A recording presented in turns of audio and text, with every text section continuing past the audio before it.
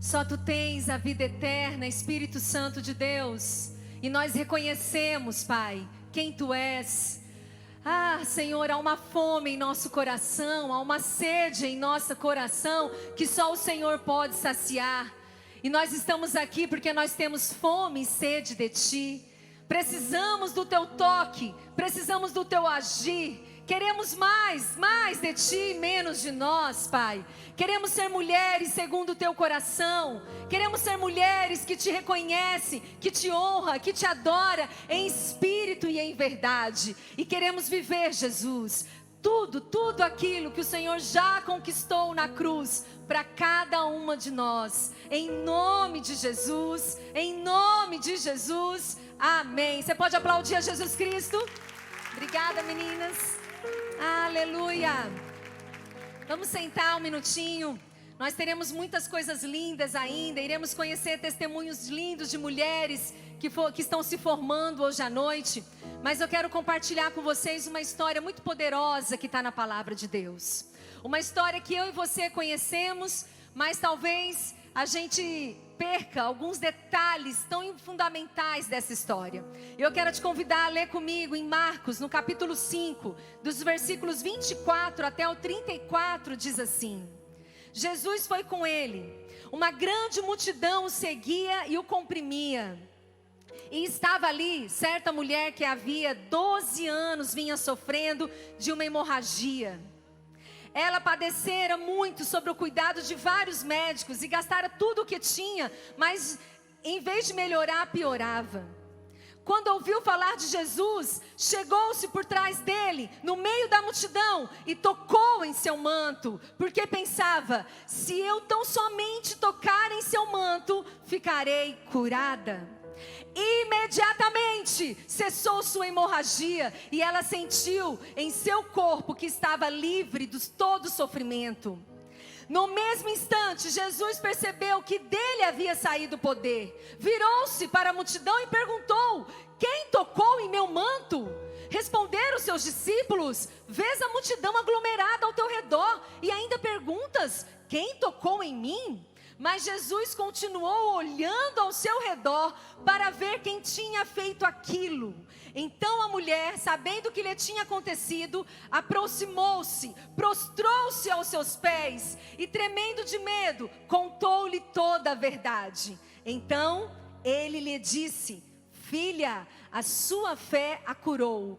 Vá em paz e fique livre do seu sofrimento. Gente, isso é poderoso demais. Uma mulher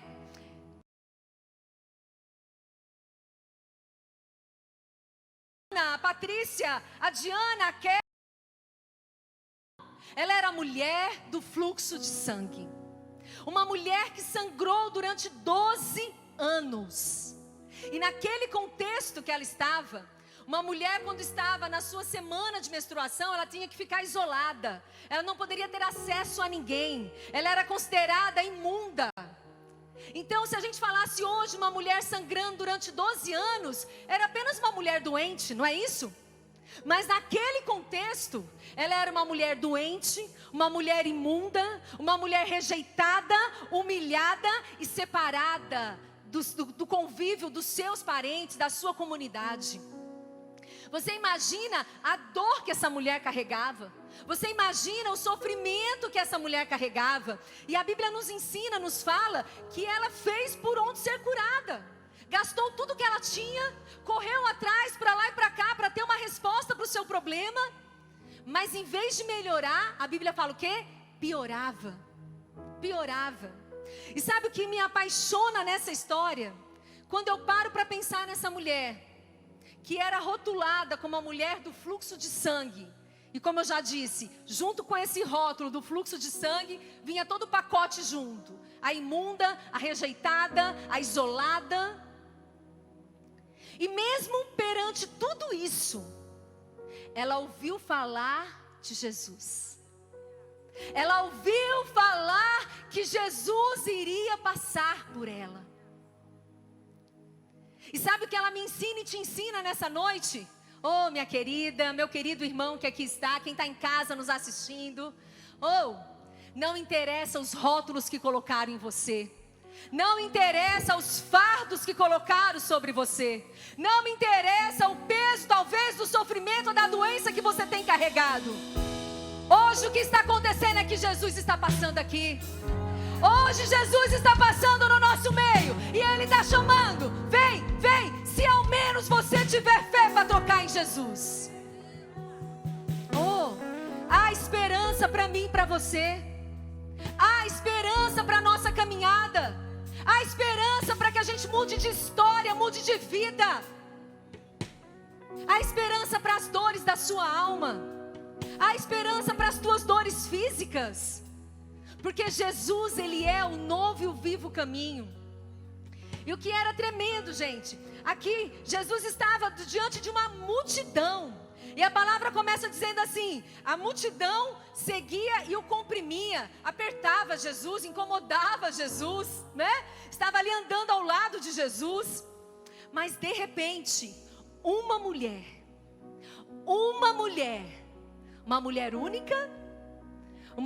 única, uma mulher poderosa, uma mulher que reconhece quem é Jesus Cristo, vai perante aquela multidão e toca Jesus, e toca nas vestes de Jesus. Gente, entendam, para essa mulher sair do lugar dela, de dor, de decepção, de fraqueza, de doença, ela teve que ter muita coragem, porque ela não podia ser vista na multidão, ela não poderia furar uma multidão, afinal de contas ela era imunda. E ela rompeu com tudo isso. E ela foi. E Jesus olha e fala assim: Quem tocou? De mim saiu poder. De mim saiu poder. Virou e perguntou: Quem foi? Quem foi que tocou no meu manto? E os discípulos até meio ironizaram assim, né? Você imagina, gente, andando com Jesus. Jesus com a sensibilidade, o discernimento de Deus. E aí os discípulos disseram: ah, mestre, por favor, olha aí a multidão te tocando, olha a multidão aí te apertando, e você quer saber quem te tocou? Mas Jesus sabia que quem tinha tocado nele tinha fé. Tinha fé, gente. E sabe o que é lindo? No versículo 32 diz assim: mesmo diante da resposta dos discípulos, Jesus responde: mas Jesus continuou olhando ao seu redor, porque Ele queria ver quem tinha feito aquilo. Jesus está aqui no nosso meio hoje, e Ele está olhando ao nosso redor, e está dizendo: cadê a mulher de fé?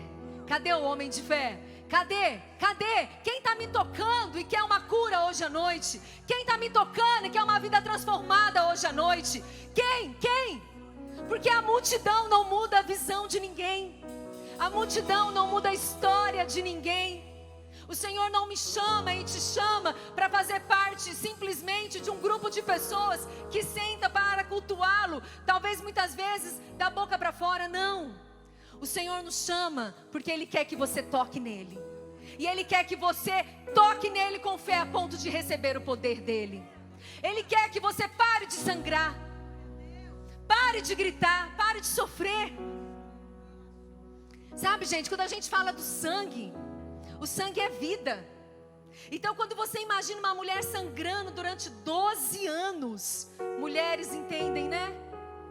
12 anos, era a vida dela, literalmente, saindo dela. Era a vida dela indo embora.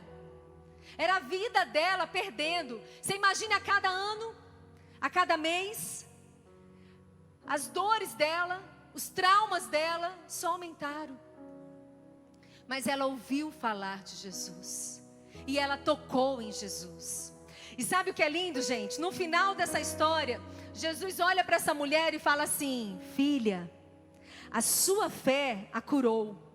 Vá em paz e fique livre do seu sofrimento. Como é isso, Diana? São palavras de Jesus. Filha, a sua fé a curou. Vá em paz e fique livre desse sofrimento. E a Bíblia também nos fala, gente, que sem fé é impossível agradar a Deus. Então o tempo todo o Senhor me chama e te chama para que a gente desenvolva a nossa fé, que a gente trabalhe a nossa fé, para que a gente realmente alimente a nossa fé, porque sem fé é impossível agradar a Deus. E foi a fé dessa mulher de sair de um lugar de tanta dor, de tanto sofrimento, e ir atrás de Jesus e tocar só no manto de Jesus. Mas a fé dela era tão forte, era tão poderosa, que pelo manto de Jesus saiu o poder dele e ela foi curada. O Senhor me chama e te chama hoje à noite para que nós não fiquemos num lugar de acomodação, de conformismo. Sabe qual é o problema do ser humano? Muitas vezes nós somos muito adaptáveis. Que bom, né? A gente se adapta a muita coisa, mas tem um lado ruim nisso tudo. Infelizmente, a gente se acostuma até com o que é ruim. Sabe aquela história assim? Tá ruim, mas vou ficar? Já me acostumei. Tá ruim, mas vou ficar por aqui mesmo. Não tem esperança. Nada muda na minha vida. Eu vou ficar por aqui. E vai ficando. E vai ficando. Mas não é isso que o Senhor tem para mim e para você. Ele me chama e te chama e diz assim: sai do meio da multidão. Sai do meio da multidão. Enquanto eu estava estudando essa história, lendo, me veio algo muito forte no coração. Será que naquela multidão só essa mulher estava doente? Vocês acham isso? Que diante de uma multidão que estava seguindo Jesus, estavam entendendo que Ele era o Cristo, o Salvador. Será que só ela estava doente? E por que a Bíblia nos fala sobre a história da mulher do fluxo de sangue? Porque existe uma lição para mim e para você. Sai do lugar que você está e corre atrás da sua cura. Corre atrás da sua cura. Vivendo com o Senhor, eu tenho aprendido que a responsabilidade de crer é minha. Porque infelizmente no pecado original, Adão e Eva nos deram, né? Na origem ali do pecado original, eles nos deram a semente da incredulidade. Então a incredulidade, ela está dentro de mim e de você. Será? Você acha mesmo que Deus vai fazer? Não, vai não. Tu acha? Não, não é bem assim não. Não é assim, gente? Começam os pensamentos na nossa mente. Não, não é bem assim não. Não, Deus não vai fazer não. A gente tem que entender qual é essa raiz da incredulidade. O quanto mal ela faz para mim e para você. Ela vem trocando os papéis desde lá com Adão e Eva. O próprio Deus diz assim, ó, coma de todas as árvores, menos dessa. Aí a serpente chega e fala assim, não, Deus falou que você não pode comer? Não, eu posso comer de todas, menos desta. E aí começa aquela guerra, aquela sedução da serpente em cima de Adão e Eva. E aí vocês já sabem da história. Entrou o pecado, separou Deus da humanidade. E a semente da incredulidade habita em mim e em você. Então quando a gente quer crer, lá vem aquela vozinha, ó, não, não é bem assim não. Não, não confia tanto em Deus assim não. Precisamos entender quem é o pai da mentira? O diabo. O diabo mente e engana. O próprio Deus, Ele é um Deus fiel, verdadeiro e justo. Mas Satanás faz a confusão dele, usa a nossa mente e troca os papéis. Não acredita muito em Deus não, porque Ele não vai fazer o que Ele fez não, o que Ele disse que ia fazer. Começa a mudar. Quer dizer que passa a ser mentiroso Deus? Você entende que a minha incredulidade e a sua incredulidade, estamos dizendo, né, nas entrelinhas, que Deus está mentindo. Olha aí que raiz maligna. Quando eu não creio no Senhor, eu estou colocando Ele em dúvida. E eu coloco a pessoa em dúvida quando eu não tenho credibilidade nela.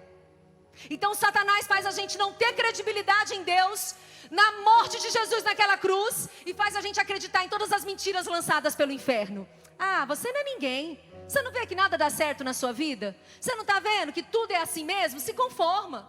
Mentira. Mentira do inferno. Você entrou por essas portas hoje porque o Senhor está te chamando. Levanta e toca nas vestes de Jesus. Porque tudo que você ouviu, que te condena, que te congela, é mentira do inferno. Existe esperança para você. Existe cura para você. Oh! Como a gente precisa se levantar como um exército que crê mesmo contra a esperança muitas vezes. Eu sou encantada ali, apaixonada pela pessoa de Abraão. Abraão é conhecido como o pai da fé. E durante muito tempo eu fiquei assim, por que Abraão é conhecido como pai da fé? Porque Abraão ouviu a voz de Deus. Sai da sua parentela, sai e vai para uma vida que eu vou te mostrar. E aí depois ele ora, clama, tem o filho da promessa. E aí o Senhor pega e fala assim, vai lá, leva o cordeiro para ser sacrificado. Leva lá Isaac. E nós vamos ali crucificá-lo. Gente, Abraão pegou o seu filho e foi. E a Bíblia fala que foram 3 dias andando até o monte onde era para ele fazer a crucificação do filho. Nesses 3 dias, quem morreu primeiro? Abraão ou Isaac? Abraão. Quem é pai e mãe sabe. A cada passo que ele dava, ele dizia, mata a mim, Senhor, menos o meu filho. Toca em mim, Jesus, mas não toca no meu filho. Mas ele foi. Eu imagino a guerra espiritual dentro de Abraão. A luta que ele foi sofrendo a cada passo para chegar naquele lugar. E quando ele chegou naquele lugar, ele deitou o filho. Ele levantou, né, a arma ali, o que ia fazer a sequência dos fatos. E aí a voz do Senhor brandou e disse, para, eu já entendi. Eu já entendi, o seu coração é meu. Diana, e aonde é que Abraão realmente é o pai da fé? Aí a gente vai lá para Hebreus. Isso está lá em Gênesis. Aí depois a gente vai lá para Hebreus no Novo Testamento, no livro. E lá em Hebreus diz assim, Abraão confiava tanto em Deus. Ele cria tanto em Deus, que ele estava disposto a sacrificar o seu único filho. Porque ele sabia que o que Deus tinha prometido para ele ia se cumprir. Por mais que ele tivesse matando a sua herança. Lá diz na Bíblia, em Hebreus, que Abraão cria tanto, a ponto que Isaac poderia ser ressuscitado para que a vontade de Deus se cumprisse na vida dele. Gente, é muita fé. É muita fé, por isso que ele é o pai da fé. Quem é que entrega o seu filho? Crendo na palavra consumada do próprio Deus. Ele cria tanto em Deus, cria tanto, porque ele sabia, se por acaso o ato fosse consumado naquele momento, Deus não mentiu para ele. Deus, ele era fiel, ele era poderoso, e se necessário for, Deus iria ressuscitar o filho, mas a promessa ia se cumprir. Oh amada, hoje é dia de promessa na sua vida. Hoje é dia de você crer no impossível. Oh, creia no impossível.